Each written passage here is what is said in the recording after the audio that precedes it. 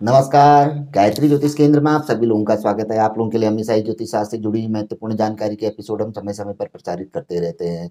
हमेशा ही ज्योतिष शास्त्र की महत्वपूर्ण जानकारियां हम आप लोगों के लिए लेकर आते हैं। जन्म कुंडली विश्लेषण हो, नवग्रह जनित उपाय हो, मूलभूत समस्याओं से जुड़े हुए उपाय हो या अन्य जानकारियां हो, समय समय पर हमारी आप लोगों के लिए रहती है। जानकारी ऐसी कि जिस पे अमल करें तो प्रतिफल आप अवश्य ही देखते हैं। इस अवधि में हम आप लोगों के लिए लग्न वाई ग्रहों के फल लेके आ रहे हैं।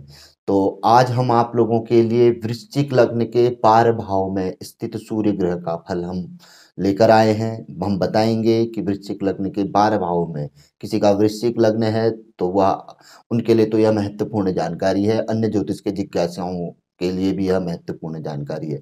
तो वह देख सकते हैं कि उनका सूर्य कहाँ पर को है और कैसा फलदायी रहेगा। तो ज़्यादा विलंब न करते हुए सीधे सीधे हम एपिसोड पे जाते हैं जानकारी पे। तो लग्न में वृश्चिक लग्न हो और लग्न में सूर्य बैठा हुआ हो तो सूर्य के लिए यह मित्र का घर हो जाता है। पंचता में त्रिमाति मित्र अगर यदि हो गया तो घर से व्यक्ति को बल प्राप्त होता है। और लग्न में सूर्य मंगल के घर में हो तो व्यक्ति की थोड़ी प्रवृत्ति आक्रामक किस्म की होती है, लीडर जैसा होता है घर का।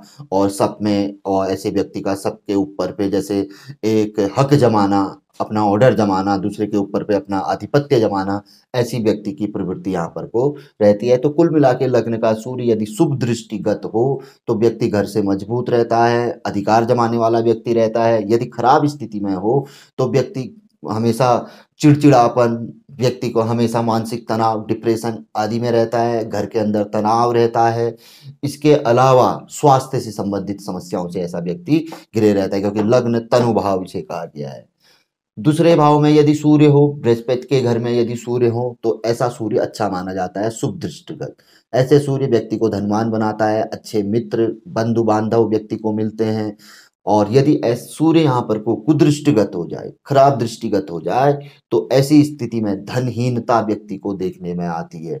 मित्र आदि से विवाद व्यक्ति को देखने में आता है। जीवन में अच्छे मित्र व्यक्ति को बहुत मुश्किल से प्राप्त होते हैं। और इसके अलावा अन्य जो समस्याएं हैं स्वास्थ्य संबंधी, आँख कान नाक गला, दूसरे भाव को आँख कान नाक गला का भाव भी कहा गया है, तो वहां पर से भी संबंधित व्यक्ति को समस्याएं कुदृष्टगत होने पर व्यक्ति को मिलती है। सूर्य विशेष तौर पर रोशनी ऊर्जा का कारक रहता है, तो नेत्र ज्योति ऐसे व्यक्ति की कम हो जाती है, चश्मा आदि ऐसे व्यक्ति को लग जाता है जिसके दूसरे भाव में सूर्य कमजोर हो। बृहस्पति के घर का सूर्य है। सूर्य मकर राशि में हो, तीसरे भाव मकर लग्न में यदि मकर राशि में सूर्य हो तो ऐसा सूर्य शत्रुग्रही होता है। व्यक्ति की प्रवृत्ति जो होती है वो डरपोक किस्म की होती है। यदि यहाँ पर को सूर्य कुदृष्टिगत हो जाए और शुभ दृष्टिगत हो तो भी व्यक्ति हिम्मत तो दिखाता है लेकिन अंदर से भयभीत रहता है। और विशेष तौर पर शुभ दृष्टिगत हो तो बांधवों का, यानी कि बंधु बांधव, अपने मित्र रिश्तेदार आदि का, भाई बहनों का सहयोग तो मिलता है, किंतु एक जो व्यक्ति पूर्ण आशा करता है वैसा सहयोग नहीं प्राप्त हो पाता है। खराब स्थिति हो तो यहाँ पर को उनका सहयोग बिल्कुल भी जातक को नहीं मिल पाता है। चतुर्थ भाव में सूर्य हो, चतुर्थ भाव यानी कि कुंभ राशि में, तो ऐसा सूर्य अच्छा माना जाता है, पैतृक संपत्ति का लाभकारी माना जाता है, भूमि जमीन जायदाद मोटर वाहन आदि से लाभ देने वाला माना जाता है। थोड़ा सा भी शुभ दृष्टिगत हो, बुधादित्य योग आदि यहाँ पर को यह बना ले तो। किंतु यदि खराब दृष्टिगत हो तो इन चीजों में विवाद रहता है, बड़ी मुश्किल से जीवन में इन चीजों का ये चीजें व्यक्ति को प्राप्त हो पाती हैं। और तो माता के स्वास्थ्य में गिरावट रहती है, माता के साथ संबंध में खराबी रहती है, माता के साथ वाद विवाद वैचारिक मतभेद रहते हैं यदि खराब यहाँ पर को सूर्य हो, क्योंकि सूर्य पिता का कारक, आत्मा कारक, पुरुष कारक माना गया है। तो ये बात रहती है। और शुभ दृष्टिगत होने में माता का स्वास्थ्य अच्छा और माता के साथ मधुर संबंध व्यक्ति के रहते हैं। पंचम भाव में गुरु के भाव घर में सूर्य, पंचम भाव विद्या बुद्धि संतान का भाव होता है। तो यहाँ पर को सूर्य का बैठना अच्छी विद्या, पूर्ण एजुकेशन, अच्छी बुद्धि, जीवन में अच्छी संतान और लोगों के साथ एक अच्छा प्रेम व्यवहार जातक को प्राप्त होता है। किंतु यहीं पर को सूर्य खराब होने में इसके विपरीत एजुकेशन में बार बार रुकावट का आना, बुद्धि भी अलग किस्म की बुद्धि होना, एकदम से मतलब जैसे आड़ी बुद्धि कहते हैं, बिल्कुल दूसरे किस्म की बुद्धि, बिल्कुल थोड़े में रुष्ट हो जाना, थोड़े में क्रोधित हो जाना, तो ये चीज है। और संतान से संबंधी समस्या जीवन में चिंता एक हमेशा व्यक्ति की बनी रहती है। छठे स्थान पर सूर्य, उच्च के सूर्य मेष राशि में। तो यहाँ पर को सूर्य की स्थिति बहुत अच्छी है, क्योंकि रोगनाशक, शत्रुनाशक ऐसे सूर्य कहे जाते हैं। खराब दृष्टिगत होने पर भी सूर्य उतना भयंकर रोग या उतने परम शत्रु नहीं देते, उसका समाधान अवश्य देते हैं, क्योंकि सूर्य अग्नि है, सूर्य के आगे कोई नहीं टिक पाता है। तो छठे स्थान के सूर्य यदि अच्छे हों तो मामा नाना से भी फायदा होता है। मामा का बल प्राप्त होता है, मामा के बल से व्यक्ति आगे को उन्नति करता है। नाना के यहाँ से धन प्राप्त, मामा नाना के यहाँ से धन प्राप्ति का योग भी इसमें माना जाता है। गुप्त धन योग इसमें रहता है। सप्तम भाव, सप्तम भाव यानी कि पुरुष की कुंडली में पत्नी भाव और स्त्री की जन्म कुंडली में पति भाव। यहाँ पर को सूर्य का बैठना आक्रामकता दिलाता है। दूसरे जीवन साथी व्यक्ति का आक्रामक रहेगा, अपने से तेज रहेगा, जिससे कि वैचारिक मतभेद, विचारों में समानता बहुत कम देखने में आती है। शुभ दृष्टिगत होने में अच्छा है, अशुभ दृष्टिगत होने में यह खराब है। आए दिन घर में मच मच किटकिट बनी रहती है दाम्पत्य जीवन में। इसके अलावा व्यापार आदि है तो वहां पर को भी कोई बहुत अच्छा व्यापार का चलना नहीं, कभी अप डाउन व्यक्ति का लगे रहता है। शुभ दृष्टिगत हो, बुधादित्य योग आदि बना दे या किसी अच्छे ग्रह के साथ बैठ जाए तो यहाँ व्यापार में तरक्की, लाभ, उन्नति व्यक्ति को प्राप्त होता है। अष्टम भाव में बुध के घर में सूर्य, बुधादित्य योग तो बना दिया है, लेकिन ऐसा सूर्य थोड़ा कुछ कमजोर, ब्लड संबंधित रोगों के लिए, बवासीर, पाइल्स ऐसे लोगों को रखने वाला, जो मौसमी बीमारियां होती हैं ऐसी बीमारियों को देने वाला सूर्य माना गया है। और ऐसा सूर्य यहाँ पर को अगर थोड़ा ठीक स्थिति में आ जाए तो समुद्र यात्रा, नाविक व्यक्ति को बनाता है। नाविक के तौर पर व्यक्ति अपना जीवन यापन, जैसे मर्चेंट नेवी है या अन्य जगहों पे व्यक्ति अपना जीवन यापन कर सकता है, जब यहाँ पर को अच्छी स्थिति हो, मजबूत स्थिति हो, ऐसी स्थिति बन रही हो कि केंद्र त्रिकोण के अलावा यहाँ पर की स्थिति अच्छी हो रही हो, तो ऐसा व्यक्ति विदेश गमन, विदेश में जाकर जीवन यापन करना आदि करता है। भाग्य भाव में सूर्य ग्रह, चंद्रमा के घर में, चंद्रमा के घर में सूर्य का होना एक सम माना जाता है। तो भाग्य की स्थिति, अब ये तो जो हम फल बता रहे हैं ये तो वास्तविक फल, तो इसका जब जन्म पत्रिका में अन्य ग्रहों की स्थिति देखी जाएगी तब मानना चाहिए। ये एक प्रकार से तात्कालिक फल हुआ कि एक हम यहाँ पर को सूर्य हो तो हम ऐसा फल बता सकते हैं, इस राशि में हो इस वो करके। तो यहाँ पर का सूर्य भाग्योन्नति देता है। चंद्रमा मंच हो जाता है, चंद्रमा का 24 वर्ष में भाग्य चंद्रमा हो कहते हैं, तो 24वें वर्ष में भाग्योदय होता है। तो ऐसा सूर्य बड़ा भाग्योदय देता है। जैसे सूर्य ग्रह के लिए माना गया है कि 21 वर्ष कि वो तो मतलब कहते हैं सूर्य ग्रह का भाग्योदय माना जाता है, तो चंद्रमा के लिए 24 वर्ष, 24वां वर्ष मतलब भाग्योदय काल है। तो सूर्य यहाँ पर को होंगे तो कम उम्र में ही व्यक्ति का भाग्योदय करा देंगे।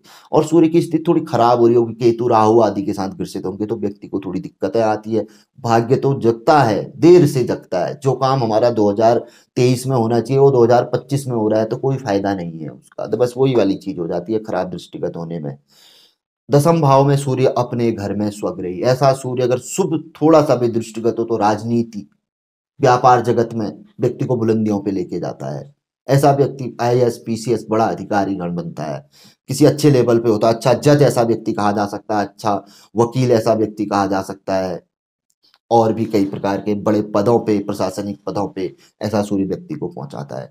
खराब स्थिति में अगर यह सूर्य आ जाए तो व्यक्ति पहुंचता तो ऊंची स्थिति में है, लेकिन काम सुलटे की जगह उल्टे काम होते, यानी कि नंबर 2 की अलीगल कार्यों से व्यक्ति और अपने मतलब बल से, बाहुबल से व्यक्ति यहाँ पर को धन बल अपना बनाता है, नाम अपना बनाता है। एकादश भाव में सूर्य, एकादश भाव में तो वैसे भी कोई ग्रह खराब फल नहीं देता, और यहाँ पर तो बुधादित्य योग ही बन गया, आंशिक बन गए। और पूर्ण बुधादित्य योग बनने में व्यक्ति जीवन में हमेशा लाभ, मिट्टी में भी लाभ देखने वाला होता है, मिट्टी से भी लाभ कमा जाता है। खराब स्थिति भी हो तो भी व्यक्ति लाभ में रहता है, लेकिन जितनी मेहनत करता है उतना लाभ प्राप्त नहीं कर पाता है। तुला राशि के सूर्य द्वादश में, यह बहुत खतरनाक है, नीचस्थ सूर्य है। अगर यहाँ पर को सूर्य बैठ जाए तो व्यक्ति की प्रवृत्ति एक तो झगड़ालू किस्म की होती है, झगड़ता है, और कोर्ट कचहरी मुकदमा इन चीजों में व्यक्ति का जीवन में बहुत ज्यादा समय बर्बाद होता है।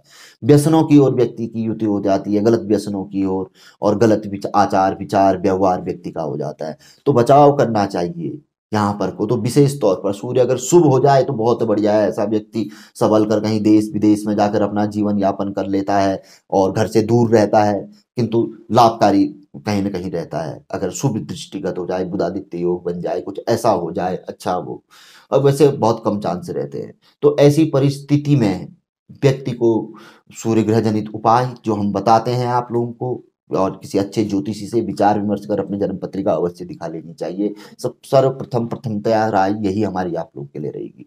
इसके अलावा सूर्य कवच, सूर्य स्त्रोत, आदित्य हृदय कवच, आदित्य हृदय स्त्रोत, श्री विष्णु सहस्त्र स्त्रोत, श्री विष्णु सहस्त्र नामावली का भी पाठ किया जा सकता है, राम रक्षा स्त्रोत का पाठ किया जा सकता है।